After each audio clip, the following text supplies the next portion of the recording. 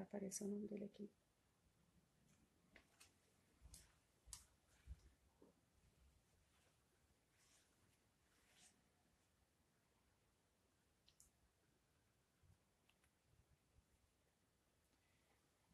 Boa noite, irmãos. A graça e a paz. Nós vamos daqui a pouco iniciar a nossa live especial, né? Vamos abordar hoje o tema ansiedade e depressão em tempos de crise. Vamos aguardar um pouco para os irmãos. O pastor Alan já pode ir entrando aí, para a gente já ir se preparando.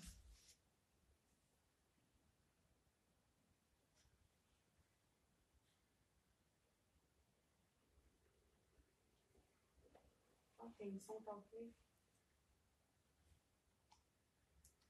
Pedir a todos que já estejam se preparando, né? Reunindo a sua família. O assunto que nós vamos abordar é de grande importância. Hoje é um tema que muitas pessoas têm sofrido, na questão da ansiedade, da depressão, né? Síndrome de pânico. E, infelizmente, pelo que nós percebemos, há muita dúvida sobre esse assunto.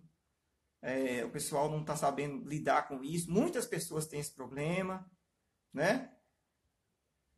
Pastor, solicita aí para você poder entrar, para me aceitar aqui.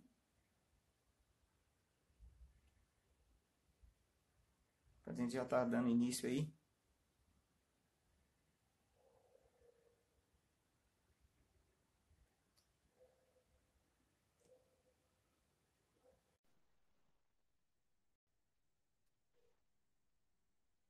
Vamos aguardar um pouquinho. Boa noite, pastor. Boa noite. Tá tranquilo o áudio aí para você? Tá ótimo. Ok.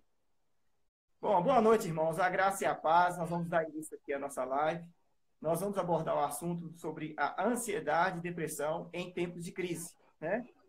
Para surpresa nossa, a gente já imaginou que haveria uma curiosidade muito grande. Muitas perguntas se repetiram, né? E a gente percebeu uma dúvida muito grande. Muitas pessoas estão com esse problema, essa é a verdade, e não têm procurado ajuda, não sabem nem o que fazer, nem como lidar com isso. E a gente fez uma enquete perguntando quais seriam as dúvidas que o pessoal mais tem, né? A gente selecionou algumas aqui.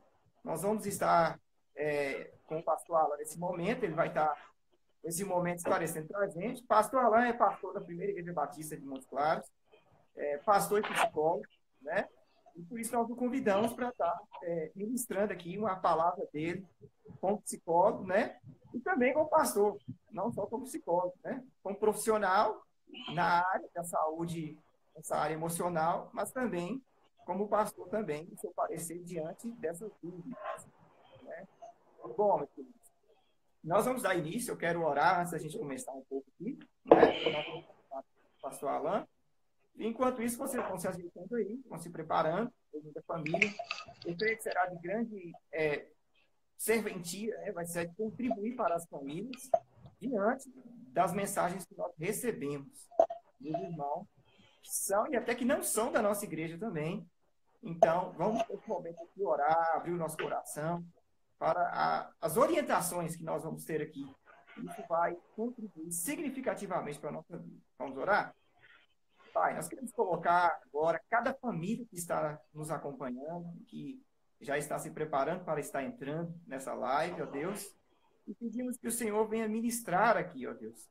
Nós vamos ter um parecer profissional, um parecer aqui na área da psicologia, mas que isso também, Pai, venha servir para nosso crescimento, para nossa orientação, e também como pastor Alan, como pastor, como ministro da tua palavra, também estará falando também nesse sentido da importância que tem que se dar para essa área emocional.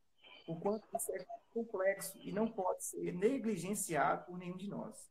Por isso nós pedimos que o Senhor conduza e que através desse bate-papo, desse momento que nós vamos ter aqui, o Senhor possa agir em muitos corações, conforme recebemos aqui, estão necessitados de uma orientação. Em nome de Jesus. Amém? Vamos lá, pastor. Amém. Nós percebemos que muitas perguntas, elas, né, se repetiram.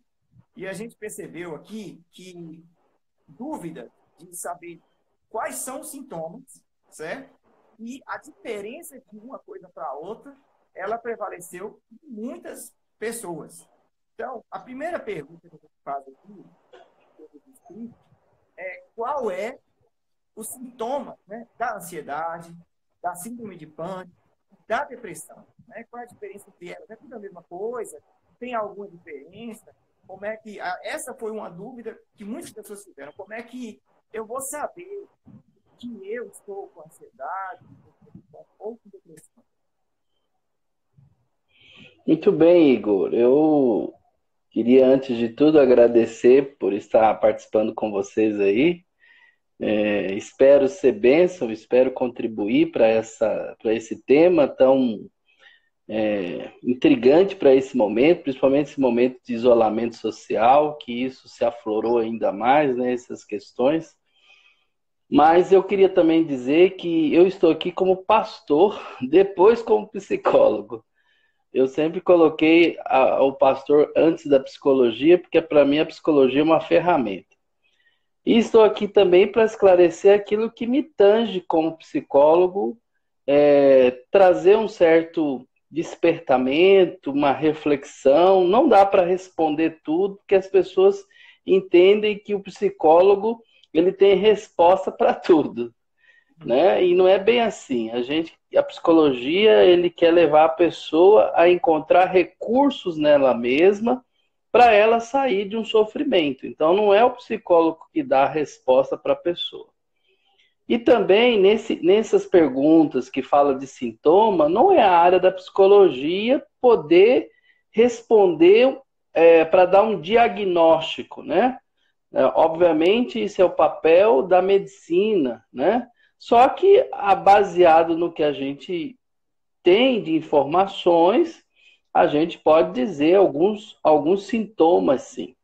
Mas antes de dizer sobre esses sintomas, seria bom perguntar o que é cada um, né? O que é ansiedade, o que é depressão, o que é uma síndrome do pânico, e aí, a partir disso, poder responder alguns sintomas. Mas fique claro que se você sente alguma coisa, de algum sintoma que vai ser relacionado, não significa que você está ansioso, não significa que você está em pânico, né? Não é bem assim, não. Tudo tem sua cautela e seu posicionamento para cada situação, ok? Mas vamos lá, o que é ansiedade? Muitas pessoas acham que ansiedade é uma coisa ruim. Não. A gente tem... Naturalmente, existe uma ansiedade em nós que a gente pode chamar até de uma ansiedade fisiológica. Faz parte do nosso comportamento, tá certo? O problema da ansiedade é quando ela se torna patológica, ou seja, aí ela vai além do que a gente, então, tem controle, tá certo? Mas a ansiedade é uma reação defensiva frente a um perigo ou uma situação ameaçadora. Aí você fala, então ansiedade é medo? Não. Medo é um sinal de alerta como resposta a um estímulo de algo que você conhece, que você define e que não gera conflito em você. Então, medo é uma coisa. Agora, a ansiedade é um medo, só que diante de uma coisa desconhecida, diante de um imaginário, de uma coisa vaga, de uma coisa conflituosa. Então, por isso que eu disse que, numa certa medida, nós temos uma ansiedade vital, né? Que é uma ansiedade que nos faz movimentar, que nos faz lidar com as ameaças, que nos faz lidar com as questões da vida mesmo, normal. Mas quando isso se torna exacerbado, né, fica muito mais naquele aspecto assim, o que vai acontecer comigo? O que vai acontecer amanhã? Se eu perder isso? Se eu perder meu emprego? Se eu perder aquilo? Então, quando isso perde o controle, já não é mais algo, é uma coisa mais irreal do que real, então aí a gente vai desencadear aí numa ansiedade patológica, né? Então, a ansiedade, quando ela tira a pessoa da sua funcionalidade, quando ela impede dessa pessoa fazer suas atividades cotidianas, quando ela se paralisa diante desse aspecto, né, incerto, duvidoso, que ela então não consegue mais administrar dentro dela, aí então isso é ruim. Isso já é uma coisa que já podemos colocar no campo de algo psicológico. Vocês estão entendendo? Falar que o excesso do e se na mente, essa preocupação antecipada. Isso. Olha, é como o Augusto Cury fala, ele define a ansiedade como síndrome do pensamento acelerado. Eu gosto da teoria dele, porque pensar é uma coisa normal, todo mundo pensa. Senão você deixa de ser humano, a gente tem que pensar. O problema é quando você pensa demais, quando aquilo já caminha para um insuportável, quando aquilo fica tão acelerado que você não consegue mais administrar. Então, essa ansiedade é que é algo que a gente tem que se preocupar. Então, quando os pensamentos te escraviza, aí que é o problema. Então, a ansiedade, a gente precisa entender que quando ele deixa de ser algo motivador, né, essencial para o desempenho do cotidiano da vida, quando ele deixa de ser motivador, então é um problema que precisamos parar para ver que a pessoa está ansiosa mesmo. Entendeu? Então, há uma ansiedade vital e há uma ansiedade doentia, né? Que aí ela contrai o prazer da vida, contrai a criatividade da pessoa, contrai aquele aspecto da generosidade, da afetividade, da capacidade de pensar antes de reagir, né? Ou seja, também a pessoa perde aquela possibilidade de se reinventar, né? De ressignificar as coisas. Quando ela perde isso tudo, então é que a gente tem que se preocupar, porque aí ela já caminha para o outro lado, tá certo? Então, o problema, como diz o próprio Augusto Cury, a ansiedade ela se torna asfixiante quando ela produz uma hiperconstrução de pensamentos e fica ali atormentando a cabeça da pessoa. Ela não dorme, ela não consegue fazer mais nada, ela não consegue relacionar, não consegue mais nada. Aí pronto, a ansiedade entrou num aspecto doentio. Sim, Já o síndrome do pânico, como você fez as perguntas ao mesmo tempo, a síndrome do campo já é a intensidade disso, né? É quando a pessoa entra num estado de apreensão intensa, um medo assustador, né? Como se fosse assim, eu não posso pisar o pé lá fora, senão alguém vai me bater, alguém vai me matar, sei lá, alguma coisa ameaçadora. Então ela se contrai ali, ela fica em pânico, né? Então, você vê que essa ansiedade já foi muito mais além, né? Que aí ela já entra num estado muito abrangente, né? E aí ela precisa realmente de ajuda, não só de terapia, mas ela precisa de medicamento, uma série de coisas aí, né? Quando a ansiedade perde esse controle, por isso que eu estou falando, o caminhar nesses aspectos aqui é a ajuda da medicina, da psicologia, né? Até do campo da nutrição, ou seja, outras profissões entram junto para poder a gente trabalhar com a vida dessa pessoa, tá certo? Sim. E a depressão já é o quê? Já é um estado de humor, de uma tristeza profunda, né? Também que deixa a pessoa paralisada, né? Ela perde a vontade de tudo, né? Ela perde a vontade de trabalhar, ela perde a vontade de enfim, realizar as coisas, ela fica encabrunhada, né? ela fica numa situação realmente de se sentir culpada de alguma coisa, né? Numa angústia, né? Num sentimento de insegurança, de desespero. Ela não dorme, né? Tem insônia, ela começa a ganhar ou perder peso. Então, enfim, tem um monte de sintomas. E a depressão também, de alguma forma, é diante de uma pressão. Pode ser muitos fatores que podem levar uma pessoa à depressão, né? A gente, por isso que tem que, assim, o psicólogo tem que ouvir a história de cada um. É muito normal a gente ter ou uma ansiedade ou uma depressão diante de um fato muito próximo. Um luto, a perda do emprego, uma situação que ocorreu que pode levar essa pessoa a um momento. Mas pode ser só um momento, depois passa, depois a pessoa se reequilibra. Mas se isso se persiste, aí que nós temos que cuidar. A depressão fica persistente, ou aquela ansiedade que não passa. Então, tudo tem uma história, tem que a gente ver o porquê que levou a isso, né? As causas, as situações, para a gente poder dar aí um direcionamento para a pessoa diante das suas situações. Tá certo? Daí, então, a importância do tratamento, né? Não pode ser subestimado, no caso. Não, não pode. No caso aqui, ela vai ter várias coisas atuando. Pode ter uma ansiedade, pode ter uma síndrome de pânico, seria isso, né? Pode ser. Sim, caminha, né? A síndrome do pânico pode ser derivada de uma depressão, pode ser de uma ansiedade, né? Enfim, porque a questão do pânico, esse medo exacerbado, ele pode vir também de uma pessoa com uma baixa de humor, né?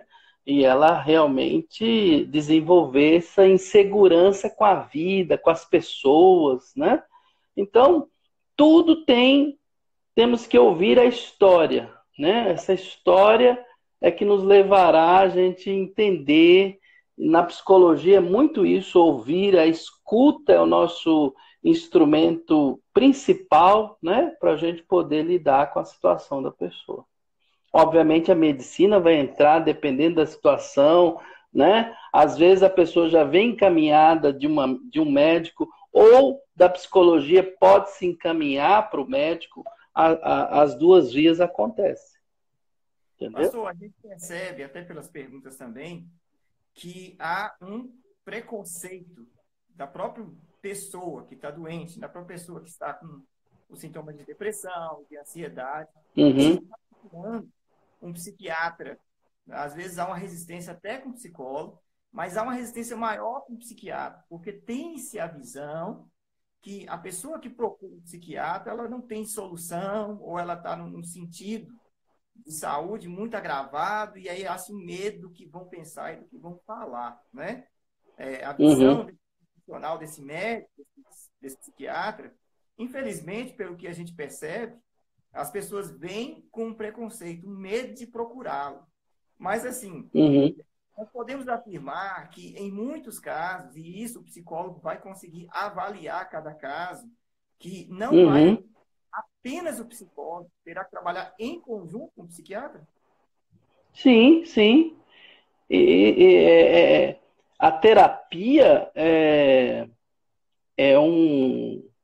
encaminhado muitas vezes pelo médico. Assim como eu disse que o psicólogo atende primeira pessoa. Ele percebe que, além da terapia, essa pessoa precisa de medicamento, né? Ela precisa de um apoio medicamentoso. O psicólogo não pode receitar. Então, se construir uma parceria aí, psicologia e medicina, terapia e medicamento, no caso, isso pode caminhar de forma muito positiva para essa solução, para esse tratamento. Então, assim, tanto o médico, ele avalia a situação para encaminhar para uma terapia, como também o psicólogo avalia para encaminhar para a medicina. Então, a gente sabe que hoje a medicina está muito aberta, ela se abriu para entender que a psicologia ela tem muito para contribuir, né, no tratamento, na saúde mental das pessoas. E eu queria dizer para as pessoas que não tenham medo. Gente, por que quando a gente tem um problema na nossa casa, você tem um problema de, por exemplo, hidráulico na sua casa, quem que você vai chamar? Você vai chamar quem? Que especialista que você vai pedir? Você vai chamar um eletricista? Não. Você vai chamar um bombeiro, você vai chamar alguém que tem condições de resolver o problema hidráulico. Eu não tô...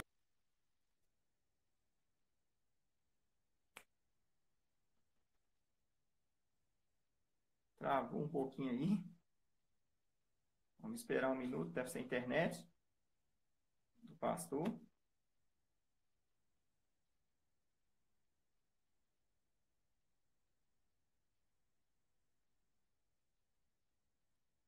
Vamos aguardar uns minutos que ele reconecta aí.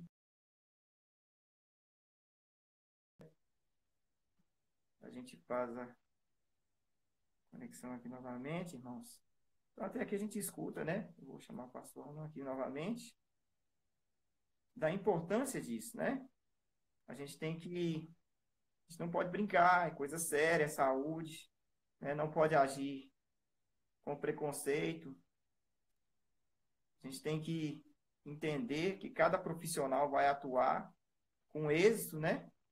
Na sua área e que muitas vezes só o psicólogo não vai adiantar, como o pastor Alan falou, né? Caiu aí a internet do pastor Alan, vamos esperar ele entrar novamente para a gente poder conectar aí.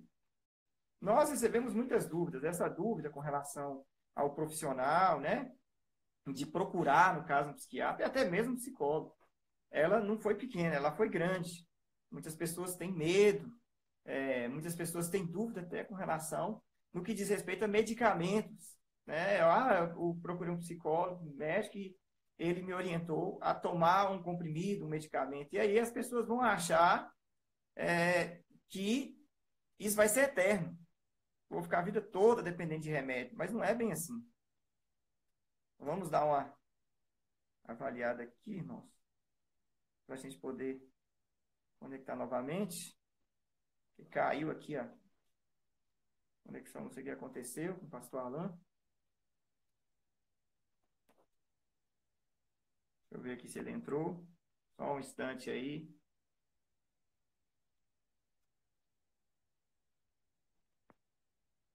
Para a gente ajustar, estamos, como eu já falei, aprendendo a mexer. Mas eu creio que por a questão da internet mesmo. Que caiu, porque não está entrando aí. Eu vou estar encerrando e abrindo novamente. Aí os irmãos entram aí para a gente poder ver se a gente consegue retomar aqui o nosso bate-papo. Só um segundo.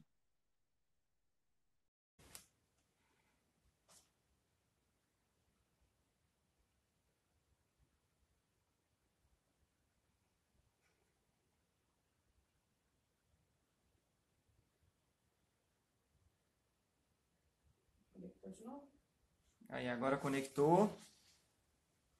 Vamos aguardar alguns instantes. Os irmãos estão entrando. Esperar o pastor Alan entrar para a gente continuar o nosso bate-papo. Caiu a conexão aqui, mas a gente vai caminhando. Só um instante.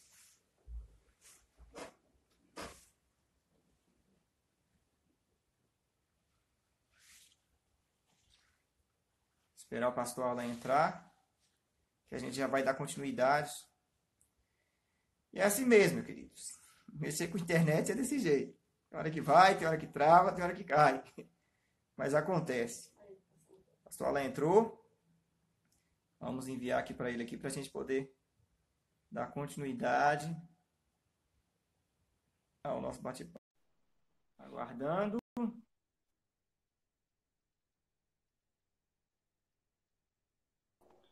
Acho que aqui também travou. É assim mesmo, né? Acontece. Essa vida de live tá complicada, né, pastor? A gente teve que aprender na marra por amor às ovelhas. Mas vamos lá. Pois é, tem essa questão desse preconceito, né? Que as pessoas têm por falta de educação, né? Uma pergunta que a gente recebeu aqui que ela se repetiu, que a gente percebeu aqui, é o que fazer nesse momento, né? Nessa quarentena, que a maioria das pessoas estão, a pessoa que ela tem problemas com ansiedade e problemas com pânico, já diagnosticados, né? O que fazer em casa para poder a gente possa ajudar a controlar essa ansiedade e esse pânico. Bom, queridos, eu entendo o seguinte, que para a gente controlar a ansiedade, a gente precisa entrar em contato com a realidade, né? E o que é a realidade? É o que existe de fato. Não vão ficar imaginando coisa, criando fantasia na nossa cabeça. Temos que trabalhar com o que é de fato. Nós estamos diante, por exemplo, de um isolamento social, não é? É um fato.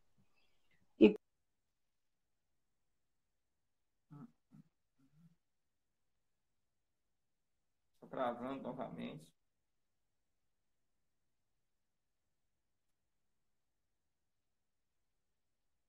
Vamos aguardar um pouco. O fato nesse momento. Acho que travou aí, né? Uma travadinha. Então a gente tem que lidar com a realidade. Então, o que você vai fazer nesses dias para controlar a ansiedade dentro de casa? Faça a sua rotina, se organize, né? E viva uma coisa, faça uma coisa de cada vez, né? Transporte aquilo que você faz de alguma forma no dia a dia seu, faz em casa, né? E vai vivendo a realidade, não fica fantasiando, querendo construir uma ideia de que vai ser assim, porque amanhã o governo... Não, eu acredito até que a gente precisa não ficar informando demais, a gente tem que saber o que é necessário e o restante as coisas vão se constituindo. Senão, se você ficar alimentando seus pensamentos, você vai continuar alimentando sua ansiedade. Então, faça uma rotina, a rotina que você tem na sua casa, no dia a dia seu, como se você estivesse trabalhando, tudo, transporte para o dia a dia. Os meninos vão para a escola? Não, vão estar em casa, então estuda. Eu acredito que as escolas estão mandando tarefa, estão mandando lições, né? Quem trabalha na rua vai ter que trabalhar em casa, então dedique aquele tempo do seu espaço para o trabalho seu. Então, administrando e se organizando para a gente não alimentar o pensamento acelerado das coisas. É isso. Então, a gente entende, então, pastor, baseado nessa orientação que o senhor está dando aí, que esse negócio que muitas pessoas estão, essa situação agora, nesse momento, né, já são ansiosas, já tem essa implicação, e aí fica fuçando informações na internet, se alimentando cada vez mais de informações trágicas que às vezes nem são reais, são fake news, né, na verdade, e parando a sua vida por um todo, sem manter uma rotina, isso vai contribuir com o aumento da ansiedade. Com certeza. Nós temos que entender que isolamento social não é isolamento da vida. Não é isolamento de falar com as pessoas. A gente pode falar com as pessoas. Entendeu? Nós não estamos falando aqui, nós estamos não sei quantos quilômetros distantes. Nós estamos interagindo aqui. Isolamento social não quer dizer que você vai ficar isolado das coisas, das pessoas, das situações, de si mesma. O problema, Igor, é que as pessoas não estavam acostumadas a parar para elas. Elas estavam vivendo em função das coisas, do trabalho, da vida, de tudo. E agora elas têm que dar conta de estar lidando com elas mesmas. E elas não estão acostumadas com isso. E muitas vezes o trabalho e as outras coisas se tornaram fugas da gente, né? A gente não quer parar, a gente não quer pensar nos nossos problemas, a gente não quer resolver os problemas interiores da gente, a gente não quer, às vezes, perdoar alguma coisa, a gente não quer. Então a gente trabalha demais, vive uma vida estressante, porque isso nos ajuda a não encontrar com a gente mesmo e principalmente encontrar com Deus, porque quando a gente para analisar, ter aquele momento de reflexão com o Senhor, aquilo que Jesus disse, entra no teu quarto, fala em secreto com teu pai e ele te ouvirá. A gente não quer isso, porque a gente não quer confrontar com Deus também, a gente não quer confrontar com a gente mesmo, e quer viver desse jeito. E aí, precisou um vírus entrar nessa história e parar todo mundo para analisar a sua própria vida, sua família. Como você disse aqui, tem perguntas aqui, tem casais que não estão conseguindo se comunicar, porque agora está direto em casa, o marido e a esposa. Quando trabalhava, era oi, bom dia, boa tarde e tal, aquele negócio, só que agora vai ter que conversar. Eles vão ter que conversar, eles têm que resolver os problemas, eles têm que se perdoar, eles têm que colocar as coisas no lugar na vida deles, eles vão ter que entrar em novos acordos, né? Só que isso gera um conflito e as pessoas não querem um conflito saudável, não. Elas não querem resolver esses problemas. Elas preferem a agitação do que realmente parar. Então Deus está ensinando muitos casais, está ensinando muitas famílias, está ensinando a igreja, está ensinando todo mundo. Esse vírus, no final, vai ser uma grande bênção. Sim. A gente percebe, pastor, que a definição das coisas, né? Igual o senhor falou aí. Será que o que existia dentro da casa de muitas famílias era realmente um diálogo? Igual o senhor colocou. Porque a vida era corrida demais. Corria, trabalha, acorda cedo. Nova Serrana tem uma característica, o índice de ansiedade, de depressão é grande aqui. Mas a gente percebe que o ritmo de vida é extremamente acelerado. As pessoas trabalham muito, correm muito, né? E nesse ritmo, a família vai ficando.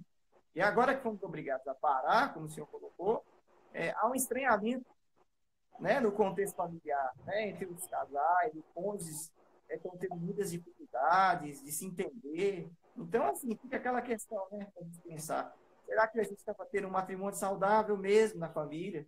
Né? Será que o relacionamento realmente era o ideal e aprovado? Porque agora que nós paramos, né, que Deus parou todos, vamos colocar assim, a gente começa a pensar no que a gente tinha. Talvez nós tínhamos um entendimento que tínhamos grandes coisas, que a família estava uma bênção, estava tudo ótimo, e não estava. Então, é realmente um momento de reavaliarmos, né, cada ponto e cada questão. A gente tem que aproveitar, mesmo que a situação seja difícil, para pensarmos em que pé que está, né, o relacionamento matrimonial, a nossa família, com os filhos, num termo geral. Pastor, nós temos mais uma pergunta relacionada a isso, né? Que é sobre essa questão que eu falei aqui. Nova Serrana tem muitas pessoas de fora da cidade, né? E bem, não tem nenhum parente aqui na cidade. E aí a pessoa, ela, com o passar do tempo, de estar aqui só trabalhando, nessa correria desenfreada, e não ter um parente ou pessoa próxima, ela vai se sentindo ansiosa, ela começa a se sentir angustiada, chega, em alguns casos, a desenvolver, né, a depressão, e aí elas começam a ficar com medo, porque vieram para cá para trabalhar e não podem voltar, porque tem que, né, se manter firme emocionalmente e não conseguem. E aí nós tivemos muitas perguntas relacionadas a isso, nesse sentido de pressão extrema, aonde eu estou aqui, essa cidade que não é minha, aonde não tem nenhum parente, como é que eu vou controlar esse meu emocional? Igor, eu não, por isso que perguntas como essa remete a muitas questões, né? Mas vamos supor que a pessoa saiu por necessidade mesmo, ela precisou ir para Nova Serrana por causa do trabalho, da oferta de emprego, coisa que lá na cidade dela não tinha, então a trouxe para esse lugar. Então, obviamente, eu acredito que ela tem que resgatar esse objetivo dela. O que a fez ir para essa cidade? O que ela está ali? Que meta que ela quer alcançar? Entendeu? Ou seja, ela precisa entender, porque ninguém expulsou ela da família dela, ela veio porque houve um objetivo, porque ela precisava trabalhar, suprir sua necessidade, e com isso ela precisava trabalhar e estudar, e ela está lá estudando e está longe da família. Então ela fez uma escolha, tá certo? E toda escolha tem consequências. Então, a gente precisa resgatar um equilíbrio diante das escolhas que a gente fez na vida. tá certo? Agora, se a família, por exemplo, tem uma pergunta parecida aqui, eu acho que tem a ver com isso. Se você saiu de casa porque você tinha um conflito com a família, porque você tinha uma situação lá, e falou assim, eu quero ficar bem longe da minha família, só que agora você se viu, né, numa situação que você precisa da família, que sem sua família você não vive bem, então, meu filho, resolva a sua questão com a sua família, tá certo? Porque senão você não vai ficar bem em lugar nenhum, entendeu? Não vai ser esse lugar que vai resolver essa questão. Agora, se você saiu, você tinha tudo bem com a sua família, você sente saudade dela, sua família realmente, né, você saiu de casa por uma escolha financeira, por uma questão de estudo, de trabalho, então você fez uma escolha. Então agora se organize de tempo em tempo, vai lá ver a família, né? Ligue para a família constantemente, né? Se una a um grupo social que é a igreja. A igreja é fabulosa para ser a nossa segunda família, para nos ajudar nesse suporte. Olha, você tem outras pessoas, né? Você tem aonde você conversar, você ter esses laços.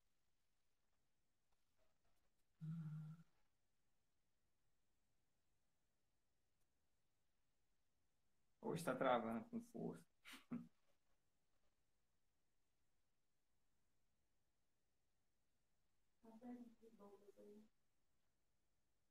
Vamos aguardar, parece que travou.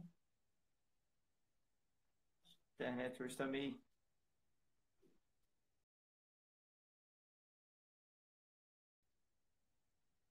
Caiu. A conexão com o pastor Alan caiu novamente. Vamos esperar se ele consegue novamente conectar, meus irmãos. Mas até aqui, então, a gente, né, esperar aqui para ver se o pastor Alan consegue reconectar aí. A gente percebe que, né, até essa pergunta que ela apareceu várias vezes em relação a estar aqui na cidade e não ter ninguém aqui de parente, próximos, né, e se sentir isolado e só, né, esse sentimento ruim que está gerando ansiedade na vida de muitas pessoas. Essa pergunta se repetiu muitas vezes, e às vezes até num caso maior, depressões, né? A gente vê que não pode haver uma fuga, né? Às vezes eu saí da minha terra fugindo de algum problema, achando que eu ia vir para outra terra e tudo ia se resolver como um passo de mágica. Nós temos que resolver os nossos conflitos e, como o pastor Alan falou, nós temos que deixar bem claro na nossa mente, nosso coração, nosso foco.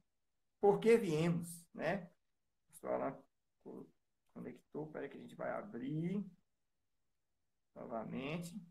Por que viemos, né? Por que estamos aqui? E para que a gente não deixe que aquele momento... Vamos aguardar. Aí, agora foi. O birrento da internet, né, pastor? Meu Deus, o que está acontecendo, Jesus? É assim mesmo. Eu não vou falar que está ventando, porque acabou esse negócio de antena. Tudo bem. Vamos lá, então. Nós temos também, deixa eu ver aqui, uma pergunta, que também se repetiu, que eu acho aqui interessante, até uma orientação, né, do senhor quanto a isso. E pelo aspecto aqui, vem mais dos homens, certo? Os homens, meus queridos, é bom colocar isso aqui, eles têm mais dificuldade de procurar ajuda, né? Com relação a procurar um psicólogo, um psiquiatra, infelizmente. E essa dúvida aqui é em relação a, pastor, o que eu devo fazer, né? Como eu devo agir com minha esposa para ajudá-la com a ansiedade e depressão. No caso aqui, o irmão tem uma esposa, né? Tem essa situação, porque ele não sabe como lidar com uma pessoa doente, no caso aqui, né? Como ela vai reagir? Seria o recomendado, mais sábio para os homens, né? Nesse caso aqui, ou até as mulheres também, vice-versa. Olha, Igor, o problema da depressão, assim, para a gente lidar com outro que está nessa situação, a gente precisa ter muita empatia. Sabe o que é empatia? Se colocar no lugar do outro, né? E a gente entender que aquilo é uma questão emocional, né? É uma questão na saúde mental da pessoa. Então é muito importante o marido, ter paciência, tranquilidade, entender que aquilo tem uma razão, entendeu? Não é ele em si, entendeu? Às vezes a pessoa tem algumas questões que precisam ser resolvidas dentro dela. Então o marido tem que encorajar ali, talvez, a busca da ajuda. Ajuda médica, ajuda psicológica, o apoio, aquele ombro amigo. O casamento é uma construção de uma amizade que a gente tem que ter com o outro. Se a gente ficar num regime só de cobrar o outro, a gente não constrói um vínculo saudável. Então, a depressão é uma doença. Não podemos achar que é frescura da pessoa, porque a pessoa, né, tá rejeitando, que a pessoa é assim. Não. Existem várias situações, várias causas. Então, vamos buscar ajuda. Meu bem, vamos buscar ajuda. Eu estou aqui do seu lado. Nós vamos enfrentar isso junto, né? Nós vamos buscar aqui pessoas para nos ajudar aqui. Eu estou junto com você. É isso que às vezes falta. A gente quer tratar o relacionamento como se o outro tem uma dívida com a gente. Você tem que pagar isso, né? Não é assim, não. É uma relação de troca, sim, mas é uma relação de troca saudável, acordada, né? De cumplicidade, de apoio. E se fosse o contrário, o marido em depressão? E se não é a esposa que estaria do seu lado? Então, acho que tem que ter essa cumplicidade aí no casamento e a compreensão para aquele momento da vida. E muitas vezes vai vir depois de um luto, depois de uma série de causas aí que pode acontecer. Sim. Nós temos também uma dúvida que apareceu bastante, uma pergunta, né? A gente percebeu que ela se repetiu muito, que é de pessoas que têm problemas com ansiedade e elas perguntam o que fazer, pastor, porque elas conseguem perceber que estão comendo acima do normal. Estão descontando toda aquela ansiedade delas, comendo bastante. Né? E se tem alguma coisa que eles podem fazer para frear isso. Ou como foi usada a expressão de uma pessoa. Eles estão descontando na comida. O que fazer, pastor? Bom, a ansiedade está ligada às questões emocionais. E a correlação entre ansiedade e comida tem a ver pela busca pelo prazer, né? E a comida é a resposta mais rápida de prazer que a gente tem. Entendeu? É bom. Então, E então a comida passa a ser uma forma de escape, né? Uma válvula de escape para a pessoa. Então, isso pode ser desencadeado por uma angústia, por uma tristeza, por uma frustração, né? Por uma questão mal resolvida. E a comida, então, se torna um elemento de prazer imediato. Ela quer preencher aquilo, ela quer logo colocar algo, né, para suprir aquele negócio. Então, a primeira coisa que a gente precisa perguntar para a gente mesmo: por que eu procuro na comida? Por que a comida, para mim, é a resposta que eu preciso de algo que me incomoda? Então, o que me incomoda? O que me aflige? Né? A gente precisa conversar sobre isso. Por quê? O que a comida está querendo ser? Às vezes a comida é alguma coisa que você não sabe nomear e você não, ou às vezes nunca parou para pensar que quem é essa comida que eu quero, né? Que eu preciso comer aqui, né? Então, quando as emoções comandam a fome, né? É preciso distinguir o que é fome física, o que é fome emocional aí nesse caso, né? Então, nós precisamos aí da ajuda mesmo. Aí nesse caso, a gente precisa ouvir a história dessa pessoa. Precisamos fazer aqui uma escuta para que a gente possa ajudar essa pessoa. Que relação? Quem é essa comida? Né? Na verdade, não é a comida é um prazer que ela precisa suprir imediatamente ali, mas talvez está relacionado a uma resolução de um problema, está diante da sua autoestima, está em alguma coisa, é um grito, na verdade. É uma coisa que ela está querendo responder, mas ela não dá conta. Então, o psicólogo entra justamente nesse papel de levar a pessoa a se conhecer, né? E daqui a pouco, à medida que a psicoterapia vai acontecendo, a pessoa vai distinguindo o que é fome física, o que é fome emocional, e as coisas vão mudando. Então, há uma relação muito forte. Assim como há uma relação muito forte com o sexo, que também é outra forma de prazer imediato, né? A pornografia. Então, não é só a comida, é tudo aquilo que traz um prazer, uma saciação rápida. Mas, na verdade, não é aquilo que você quer. Você quer outra coisa. Você quer responder a outra coisa. E como geralmente as pessoas não sabem o que é, aí que precisa da intervenção psicológica. O psicólogo numa escuta clínica, apurada, ouvindo, né, tudo que a pessoa leva ela a essa compulsão, né, a construir isso aí, o psicólogo vai fazendo intervenções para ajudar a pessoa a encontrar recursos dentro dela para responder aquilo que ela busca na comida ou qualquer outra coisa.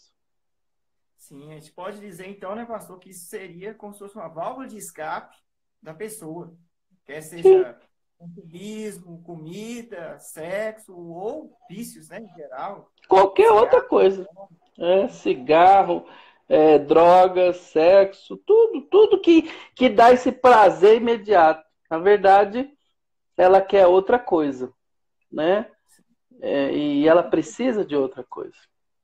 Nós percebemos também, pastor, que uma outra questão, além da comida, né, um outro problema também que apareceu repetiu em muitas perguntas aqui, é em relação ao sono.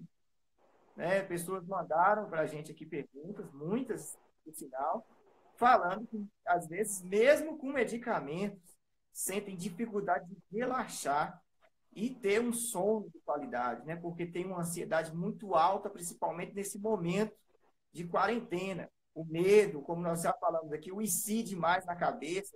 E aí perguntaram se existe alguma técnica, alguma coisa que o senhor pode orientar que facilite, né? Mesmo assim, usando medicamento, mas que possa somar esse medicamento, que facilite o relaxamento para esse sono.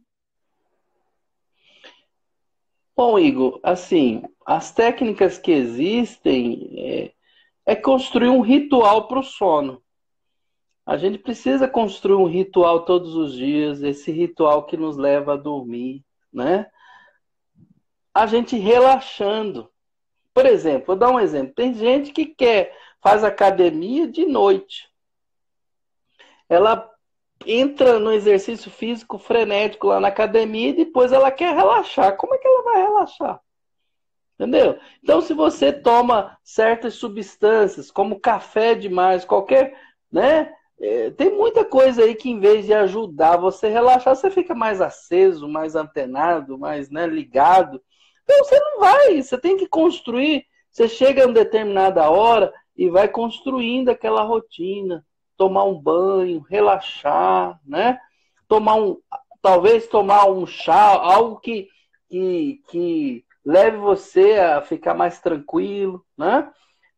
Ir para um ambiente escuro, a gente tem que dormir com luz apagada, não é com luz acesa, né? Uma penumbra muito fraca, assim, para tentar, porque existe uma substância na nossa cabeça produzida pela glândula pineal, que ela é estimulada pela escuridão. Se você fica na tela do computador, se você fica na tela do celular, sua visão também fica o tempo todo. Isso não ajuda a glândula pineal a construir aquele hormônio do sono. Então as pessoas fazem tudo errado também, não se organiza para poder estar relaxando e dormindo. Ela fica com o pensamento acelerado. Então nós temos que ter domínio dos nossos pensamentos, nos conhecer. Tem gente que vai deitar na cama e fica fazendo lista, né? Amanhã eu vou fazer isso. Número 1, número 2, número 3, número 4, número 5. Peraí, né? Não relaxa, não busca ter isso. Nós temos que ter. Não deixar que as emoções nos controlem. Senão a gente não vai ter técnica nenhuma, não vai ter remédio nenhum que vai fazer você dormir, a não ser que você tome uma dose cavalar aí né? E nesse mês você não vai ter aquele sono produtivo, relaxante. Então, é hábito, sono é hábito, e hábito se constrói, né? Não é amanhã que você vai relaxar, você tem que construir. As pessoas não são perseverantes, não são disciplinadas, elas querem tudo amanhã. Amanhã eu vou dormir, eu quero um remédio para me dormir, elas querem fazer tudo rápido, elas não querem construir uma organização, né? Para poder realmente construir esse relaxamento dentro dela. Isso aí não é em uma semana, não. Os estudiosos de hábito falam que para a gente ganhar como hábito leva tempo, né? Então a gente precisa aí entender. Então é lógico, existe a questão física, às vezes também tem uma questão física que tem que ser resolvida, fazer exame, uma série de coisas. A glândula tireoide precisa ser olhada. Tem uma série de fatores aí que você vai eliminando. Ó, fui no médico, fiz todos os exames, estou bem, não estou tendo nenhum problema físico. Então, você vai eliminando. Vai para o campo da medicina, não tem. Vai para o campo da psicologia, né? Existem algumas coisas que eu preciso resolver dentro de mim, me lidar mais com a gente mesmo, comigo mesmo e tal, me organizar melhor. Então, há um caminho aí para você fazer as coisas. E aí você vai eliminando esses fatores e vai conseguindo se organizar na vida, melhor se adaptar diante das questões. A irmã está falando aqui da menopausa, é uma questão hormonal, né? Precisamos entender isso. Não dá para a gente lutar contra a nossa natureza, não, ó, né? E a tendência também da gente é dormir menos e não dormir mais. Tá certo? Quem dorme mais é aquela fase ainda que está em crescimento, na adolescência. O povo dorme mesmo, né? Tem uma tendência a dormir mais, mas à medida que nós vamos nos envelhecendo, a gente vai dormindo menos. Mas tem um sono produtivo. Esse sono produtivo é que nós não podemos deixar de ter. Não importa a quantidade, é a qualidade do nosso sono. E é aí que nós temos que buscar ter essa qualidade de sono. E por isso que eu falo, se eu falar uma técnica, essa técnica serve para você e não serve para o outro. Então não é técnica, é questão de a gente se conhecer melhor para poder responder às nossas próprias demandas físicas, emocionais, mentais, e a gente ir melhor resolvendo na vida os problemas. Nós tivemos também uma pergunta relacionada à igreja e à Bíblia. Se a igreja e a Bíblia, elas contribuem de fato para pessoas com ansiedade e depressão. Mal nenhum vai fazer. Bíblia e oração nunca foi. Essa é a resposta, mas deixa o senhor falar. Gente, a Bíblia tem o quê? Ela está nos ensinando princípios na vida. Se a gente obedecer a palavra, nós vamos organizar melhor a nossa vida, nós vamos ter mais coragem para resolver os problemas, nós vamos ter um relacionamento com Deus, porque, sem dúvida, a gente precisa disso, e a oração é a maneira de falar com Deus. Deus é fabuloso e gosta de nos ouvir, quer nos ouvir. Então, não tem mal nenhum, vai ajudar muito. Só que as pessoas também querem construir um Deus irreal. Elas querem ter uma relação com Deus mágico, que resolve seus problemas amanhã. E não é bem assim também, não. É um hábito também que se constrói. Assim, nosso relacionamento com Deus é construído. Então, não fica achando que Deus é Aladim, da lâmpada mágica, que vai resolver. Então, as pessoas aumentam a ansiedade nessa questão de Bíblia e oração, porque querem abrir a Bíblia e falar assim, faça isso, faça aquilo. Ué, você não vai encontrar a palavra de Deus desse jeito. Você não vai orar hoje para Deus responder amanhã. Entendeu? Então, a gente está tratando Deus como servo, como se Ele que tivesse que nos responder. E não é nós que temos que responder a Ele. Então, nós estamos invertendo essa questão do nosso relacionamento com Deus. Agora eu falo como pastor, não estou nem falando como psicólogo.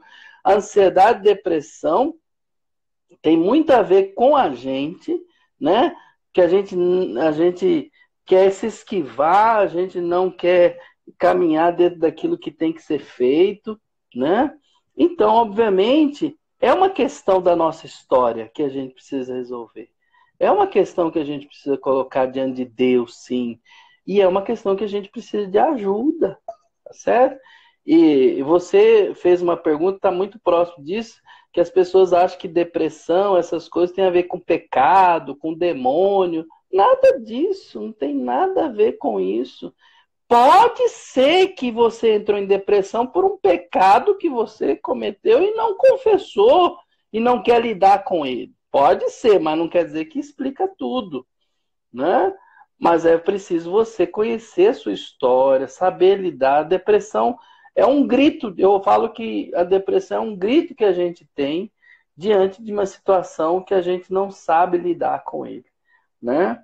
Então, é importante que a gente olhe para essas questões, não demonizando, não conferindo um peso e um julgamento, criando um preconceito. Se for assim, Elias teve depressão, né? O profeta Elias, e tantos outros, o próprio Davi, e tantos outros homens de Deus que passaram pela história bíblica, que tiveram. E a gente precisa ter os olhos da fé para entender que até mesmo nós temos momentos de crise. E Deus, ele está interessado em transformar aquela situação de crise como uma grande oportunidade de crescimento na nossa vida. Sim. Pastor, nós temos também uma dúvida aqui, que está relacionada a casamento, né? Que foi feito, mais uma pessoa fez essa pergunta também, né? Relacionada a isso. A pessoa mandou para a gente assim: pastor, eu tenho o meu cônjuge que ele tem problemas relacionados ao seu passado. E creio que, devido a isso, a dificuldade de comunicação do casamento é grande. O que eu devo fazer, né, como marido ou como esposa, no caso aqui, né, que foram as duas situações que foram perguntar a mesma coisa, para poder ajudá-lo a desenvolver essa comunicação no casamento? É o fantasma, né, que vem assombrando o passado. É verdade. Olha só, eu penso o seguinte, que a comunicação, ela é tão importante, eu acredito que é a base do casamento, falando assim, vamos colocar em termos das relações humanas, a comunicação do casal é a base para o relacionamento, tá? Então essa casa vai ser construída em cima disso. Então, nossa história de vida, nós não podemos apagá-la. Não tem como você apagar a sua vida, seu passado. Não dá para ela ser anulada. Não dá para você falar, não, eu vou criar um novo nome para mim reescrever a minha história. Não tem jeito. Entendeu? Então, o que a gente precisa? A gente precisa ver no outro, no casamento, como um aliado e não como uma ameaça na nossa vida. Né? A gente precisa ver no outro alguém que vai também nos ajudar a superar a nossa história. Então eu preciso criar no casamento uma relação de extrema sinceridade, amor, de tal forma que eu permita o outro entrar na minha vida. Eu não posso ver no outro como se esse outro fosse o fantasma do meu passado, não. Então, a gente tem que falar assim, peraí, eu vejo no outro como outro. Esse outro não é aquele outro lá do passado, não. Essa pessoa aqui está junto comigo. Ela me fala a verdade porque me ama. Ela fala isso porque nós vamos construir junto uma vida melhor. Então, se eu deixar esse fantasma entrar no meu relacionamento, eu não vou conseguir relacionar com ninguém. E às vezes você fala assim, vou mudar de casamento, vou divorciar 10, vou casar com outro ou com outro, vou resolver meus problemas. Você pode casar 10 casamentos, 15, 30, sei lá quanto, que você não vai resolver, porque o problema seu não está nesta pessoa, está na situação que você você não consegue configurar hoje uma relação nova e lidar com esse fantasma que fica batendo na sua porta. Então, é aí que nós precisamos encarar a verdade, né? Encarar a situação, construir uma sinceridade ao ponto de construir com o outro uma identidade conjugal, né? Uma identidade conjugal mesmo. Então, você pode casar com outra pessoa que não vai resolver, você pode mudar, enquanto você não entender que é você que precisa reestruturar essa questão, se organizar no seu mundo interior, esse passado que ainda bate na sua porta. É perdoar, talvez, ou ressignificar essa pessoa na sua vida, sei lá. Aí vem a ajuda psicológica para poder te levar a entender o que esse passado tanto te interfere hoje nessa relação, né? E Deus também, a palavra dele vai nos mostrando. O problema é que também Deus já te mostrou, sabe o que você tem que fazer e você não quer fazer, porque isso implica em algo que você não abre mão. E tem coisas que a gente tem que abrir mão para a gente resolver. Não sei se eu respondi a pergunta, porque isso aí, você vê que é uma pergunta muito ampla, né? Mas eu acredito que é isso que a pessoa está querendo ouvir aí. Eu acredito que a pergunta dela é nesse sentido. Sim, respondeu. E até outras também, né? A gente teve questões aqui, como o senhor mesmo falou, relacionadas ao passado. Nós tivemos uma pessoa que mandou uma pergunta relacionada porque sofreu um abuso, né, quando criança, e isso impede que tenha uma vida sexual saudável com o seu marido hoje. Uhum. Né? E aí, até pontuou aí a questão do passado. Nós podemos dizer em cima aqui, né, pastor, que vai ser mais fácil desistir e é mais fácil fugir, mas não é a solução do problema, porque ele sempre vai estar lá, e se não houver uma procura, um enfrentamento de si mesmo, um tratamento, nunca vai haver essa cura, né? Não. Deixa eu te falar sobre essa questão da violência, do abuso. Eu sei que é uma pergunta muito ampla. Essa pessoa realmente sofre uma dor muito grande, pode ter certeza disso, porque a violência, qualquer tipo de violência, ela tem uma marca muito profunda na nossa vida, seja ela sexual, seja qualquer outro tipo de violência.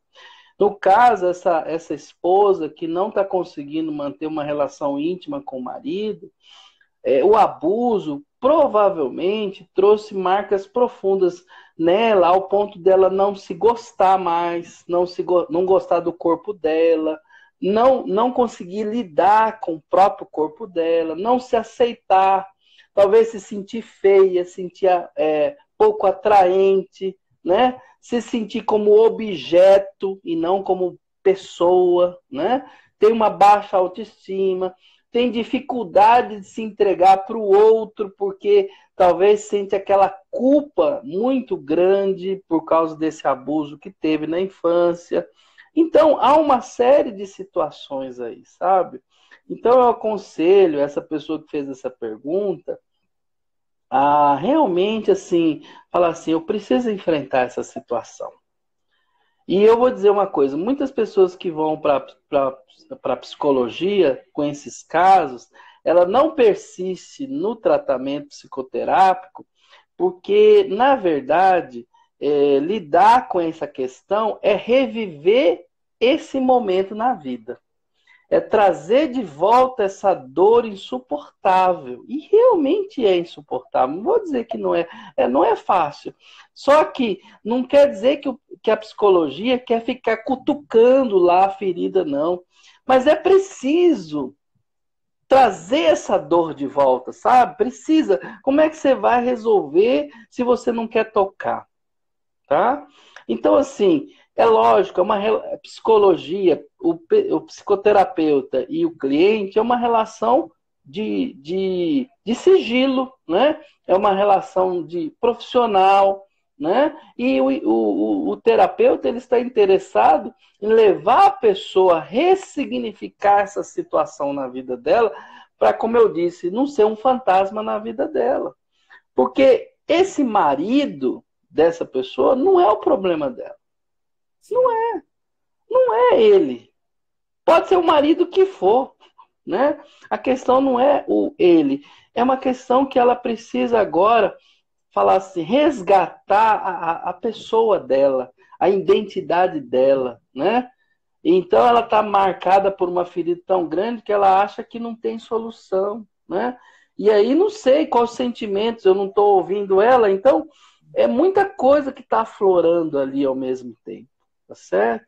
Então, mas é importante que a gente tenha uma empatia para essa pessoa muito grande e tem ajuda sim, tem como reelaborar essa vida, tem como reelaborar essa dor. Não dá para pagar, como eu disse, não dá, mas dá para fazer isso aí ser uma coisa do passado e não do presente e muito menos do futuro. É bom ressaltar, meus queridos, que foi mais de uma pessoa que enviou esse mesmo contexto de pergunta, né? Uhum. Ouviu a orientação de pastor Alan aí, né? Leve isso a sério, procure ajuda, tratamento para isso. Como o pastor falou, não vai ser fácil, mas o caminho da cura vai ser esse, não tem jeito, tem que mexer na ferida para poder curá-la, né? Uhum. Ó, estamos caminhando aqui até por causa do tempo, né, para encerrar, mas tem mais duas perguntas aqui, duas dúvidas para a gente poder fechar, pastor. Uma é uma dúvida, né? Bipolaridade tem a ver com depressão? Não, a bipolaridade é um transtorno de humor também, tá certo? Assim, em termos da psicopatologia, são duas coisas que estão muito próximas. Todas as duas pertencem ao transtorno de humor, né? Mas a bipolaridade, ela caminha nos extremos, né? Da euforia para o rebaixamento, né? Então aquela pessoa eufórica, de repente tudo para ela, enfim, e aí ou ela cai de repente para o outro lado. Então são duas questões de saúde mental, sim. Tem medicamento, né? Tem ajuda e também tem a terapia para a pessoa se conhecer, né? Eu sempre pergunto na clínica, assim, quando eu estou diante do meu cliente, eu pergunto assim: em que momentos isso aparece, né? Em que momentos você está mais eufórica? Em que momentos você está mais deprimida? Às vezes até é uma situação que leva a esses extremos. Às vezes não é nem uma bipolaridade em termos patológicos, né? Que é uma questão patológica de doença. Às vezes essa bipolaridade é em função de alguma coisa que a leva a estar eufórica ou em outros momentos ela está deprimida, ela está entristecida, ela se rebaixa muito rápido o humor dela. Então, às vezes, são outras causas que levam a isso. Então, às vezes, a gente... Olha, irmãos, é muito normal. Às vezes, a gente também está muito alegre. E tem hora que a gente está meio triste. Não significa que a gente é bipolar, não. Né? A gente precisa entender. E cada um funciona de um jeito que a gente precisa entender. Às vezes não é uma questão de patologia, é uma questão da estrutura dela mesmo. A gente tem muito essa coisa de identificar as pessoas. Tem gente que não é de euforia, tem gente que tem aquela coisa linear, né? Mas é o jeito dela funcionar, gente. Não vamos exigir dela uma coisa além, né, do que ela é. A gente tem que conhecer as pessoas e saber como é que elas são. Né, e lidar com elas. A gente quer que as pessoas sejam igualzinho a gente, né? E não é assim.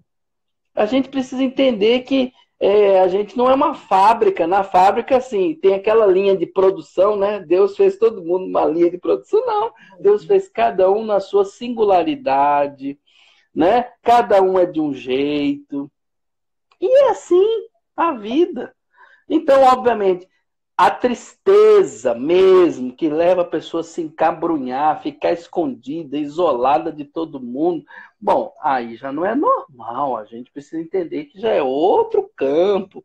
Aquela pessoa que só vive na euforia, ligado na tomada 220 o tempo todo, né? Como se... peraí, tem alguma coisa. Então a gente precisa fazer os contornos certos aí. todo excesso é complicado, né, pastor? Pelo que a gente entende aí que o senhor falou, né? Tem que haver uma moderação em tudo. Não ser nem calmo demais, nem agitado demais, e nem parado demais, né? Temos uma outra pergunta aqui, pastor, uma dúvida.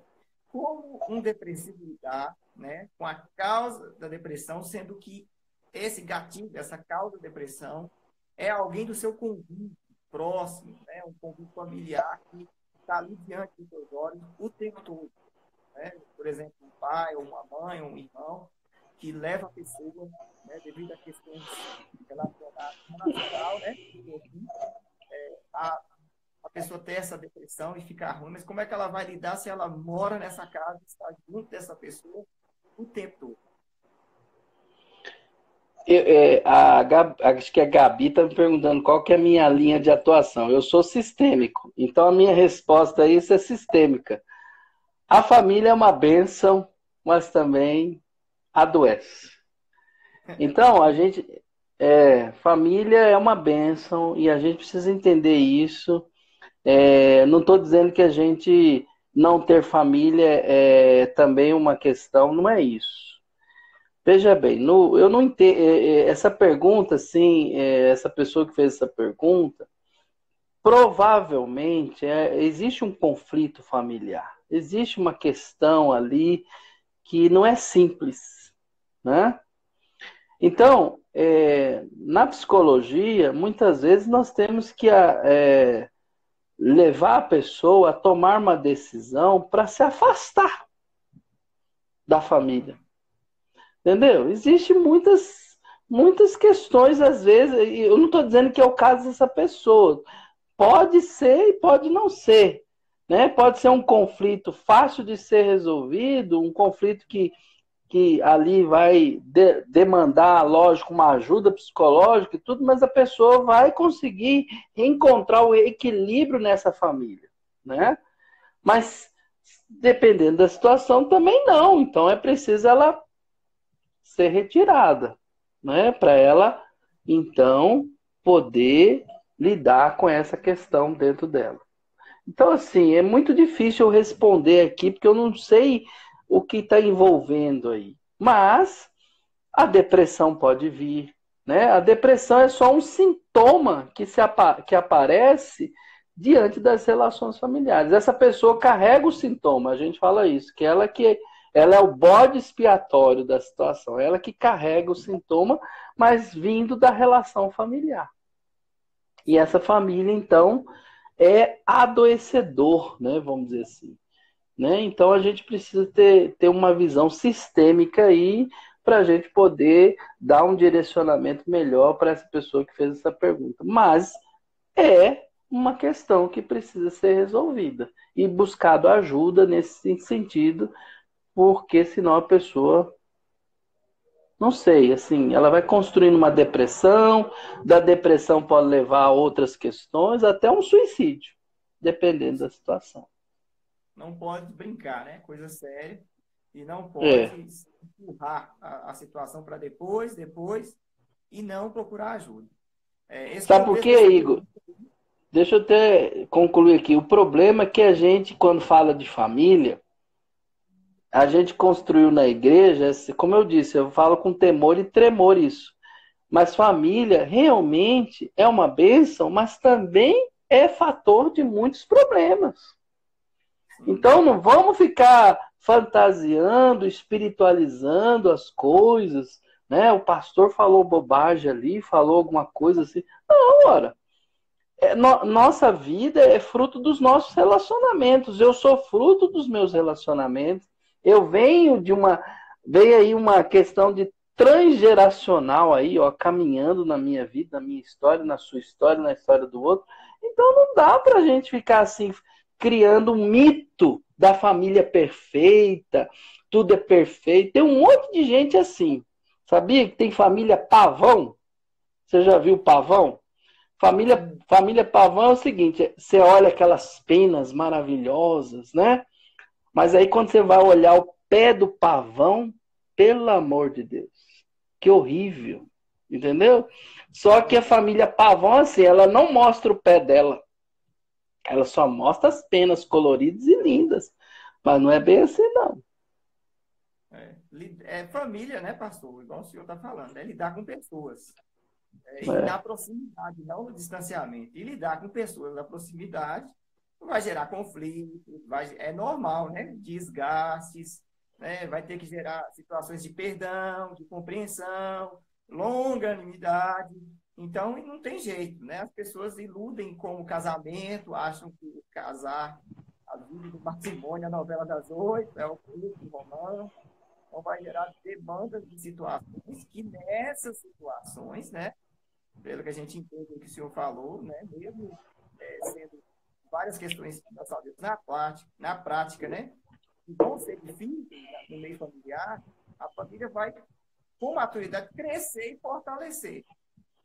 Né? Se for liberado o perdão, se for exercitar a compreensão, a maturidade, a mesma coisa a gente pode falar, né? Eu creio, no casamento também, não é? Muito bem, é isso mesmo. Eu queria dizer também, Igor, que a relação familiar ela é tão importante na nossa vida, mas ela pode ser construída de todas as formas, né? Tem gente que cresceu no ambiente familiar de medo, de autoritarismo, como a Elivânia está falando aqui, debaixo de um regime, né, de regras tão rígidas. Então, assim, cada família, cada pessoa vai ser fruto dessas questões. Então, a gente vai ter que responder isso agora como adulto. Como criança, a gente não tinha como responder a isso. Né? É agora como adulto que vem tudo isso. Você fala, meu Deus, esse negócio é lá da minha infância. Por que que veio agora? Ué, tinha que vir, meu. Você é fruto disso. Então agora chegou a hora. Agora entra a questão de ser resolvido, porque você tem como agora analisar melhor isso. E aí que vem, então, a igreja, a palavra de Deus, vem a terapia, vem uma série de fatores que vai te ajudar a entender melhor isso dentro de você, né? Bom, meus queridos, devido até o tempo, a gente tem que caminhar já para o final. Pastor, a gente agradece, foi uma bênção. Eu tenho certeza que contribuiu, não só na minha vida, como de todos, né? Infelizmente, a gente recebeu mais de 28 perguntas. Não dá aqui para poder responder tudo, né? Eu até enviei para o pastor Alain essas perguntas que foram feitas para a gente na nossa enquete, né? E a gente procurou ser assim, o mais objetivo possível, abrangendo o máximo das dúvidas, né? Mas são muitas. Fica aqui até o apelo, né? Essas pessoas, muitas perguntas pelo próprio ar da pergunta, há-se uma necessidade de se procurar, eu creio que até a pastora deve ter percebido isso, um profissional, procurar um psicólogo, né? De fazer uma terapia, e talvez até, né, sem motivo de escandalizarmos, um psiquiatra, por que não tomar um remédio? Isso não quer dizer, como alguns tiveram dúvida, que vai ser eterno. Se tiver que tomar um comprimido, você vai, até o dia que você morrer, tomar aquilo. É um processo de terapia e de tratamento. Então, eu acho que deu para a gente, nesse bate-papo aqui saudável, né, amadurecer um pouco esse conceito aí dessa área da saúde, né, da psicologia, do próprio psiquiatra, e que isso é sério, né, pastor? Isso não pode brincar com isso, somente depressão. Tem que procurar ajuda, sim, né? Isso não quer dizer que é diabo, que é falta de fé, que é fraco. É uma situação que pode acontecer com qualquer pessoa, né? Eu queria pedir para o pastor Alain que estivesse orando para você, eu quero dar uns avisos aqui, né? Amanhã, às 10 horas, a gente vai estar transmitindo outra live, né, da nossa EBD, abordando a palavra do Senhor. Estão todos convidados para estarem conosco. E também às 19h30 amanhã nós também estaremos transmitindo. Meus queridos, nós criamos um projeto na igreja, como temos falado, de discípulos da paz. Você quer estar necessitado nesse momento, até diante do assunto que nós falamos aqui, de uma palavra de paz, uma meditação da palavra de Deus de paz para a sua vida e para a sua família. E uma oração também, né? Talvez nesse momento você, a questão da ansiedade, da depressão ou qualquer outra circunstância, e sua família necessita disso, envia para a gente aí no direct, o melhor horário que os nossos discípulos da paz estarão entrando em contato com você. Coloca aí o seu pedido, coloca aí o seu telefone, é esse melhor horário que a nossa equipe pode entrar em contato. E aí o discípulo da paz estará entrando em contato no momento oportuno para estar ministrando uma oração e uma palavra de refrigério, né, de Deus para o seu coração. A nossa igreja está fazendo esse trabalho e, diante do que estamos enfrentando, é uma situação onde muitos estão precisando. Quero agradecer a todos que participou com a gente, né, da nossa igreja, e também que estiveram aqui nos visitando na nossa live aqui, né? Que Deus abençoe. Um grande abraço para a primeira igreja, né? Igreja do coração nossa, pessoal de Montes Claros também que nos acompanhou, família, e etc. em geral. Agradecemos, pastor, né? Por contribuir aqui na vida de muitas famílias, não apenas tirando dúvidas, mas também talvez acalmando aqui medo, né? Diante das perguntas, podemos dizer isso, de muitas pessoas em relação à depressão, síndrome de pânico e ansiedade. Eu queria te pedir que o senhor encerrasse para uma oração, né? Para todas as famílias, principalmente nesse momento, né? do Covid, e a situação de ansiedade tem aumentado nos corações, e não só relacionado a isso, como o senhor até viu aí das perguntas que eu lhe enviei, a situação, às vezes, é muito crítica em depressão, em ansiedade. Então, ore para a gente poder estar encerrando, pastor. Só queria, antes de orar, Igor, teve uma pergunta aqui de uma pessoa, não sei se é mulher ou se é homem, mas ela falou que ia convidar a família para participar porque ela se sente muito pressionada e cobrada dentro de casa por causa da questão da depressão e tal, e as pessoas não valorizam aquilo. Eu queria dizer para os familiares que você, mais do que tudo, conhece essa pessoa dentro da sua casa, dentro da sua família. Então, você sabe muito bem que há questões que não é frescura. E que se a pessoa persiste num quadro, ela precisa de ajuda. Estenda a mão, ajude, porque ela precisa desse apoio para ela poder sair de um poço que ela está lá. Né? Então, é buscando ajuda e ajudando que a gente vai fazendo isso. E o suicídio e outras coisas, muitas vezes vêm, e elas não vêm rápidas, não. Elas vêm porque a gente não está valorizando os problemas dentro da nossa casa, dentro da nossa família. Né? Então, a gente precisa abrir os olhos, a gente precisa ter essa empatia dentro de casa, esse amor, esse cuidado uns com os outros, porque só assim nós vamos atenuar os problemas emocionais. Não pense você que todo mundo é igual a você, porque tem gente que parece que é uma armadura dentro dela, ela resiste a tudo, mas tem gente que não é assim. Ela não consegue ter essa armadura, não. Ela precisa de apoio, ela tem essa fragilidade que precisa. Como até esse que se reveste de armadura, ele se acha capaz de resolver tudo, mas ele não quer, na verdade, mostrar suas fragilidades. Todos nós temos nosso calcanhar de Aquiles. Não fique achando que nós somos invulneráveis, não. Então, família tem que ser um lugar de apoio. Igreja tem que ser um lugar de apoio, entendeu? De cuidado. E é assim que nós vamos atenuar esses problemas que a vida... Caiu aqui, irmãos, porque tem um tempo, né? Aí nós excedemos o tempo. Aí, quando fecha o determinado tempo, automaticamente se fecha. Vamos esperar aqui para o pastor Alain entrar, para a gente estar orando e estar fazendo o nosso fechamento. Não sei para você, mas para mim, graças a Deus, foi uma bênção. Amém? Acho que nós podemos todos declarar isso, né? Que foi uma bênção, que foi muito bom. E nós nem vimos o tempo passar. Mas para os irmãos terem ideia aqui, nós ficamos aqui 1 hora. 1 hora, na verdade, até mais que isso, né? Porque teve uma queda no começo aqui, conversando sobre esse assunto. Daí a gente entende já de cara o tanto que é um assunto complexo, né? Que não se trata apenas de dúvidas, mas de necessidades. Pastor Alain entrou aqui, nós vamos conectar com ele, para a gente poder estar... Aguardem só um instante. A gente já está caminhando para esse encerramento.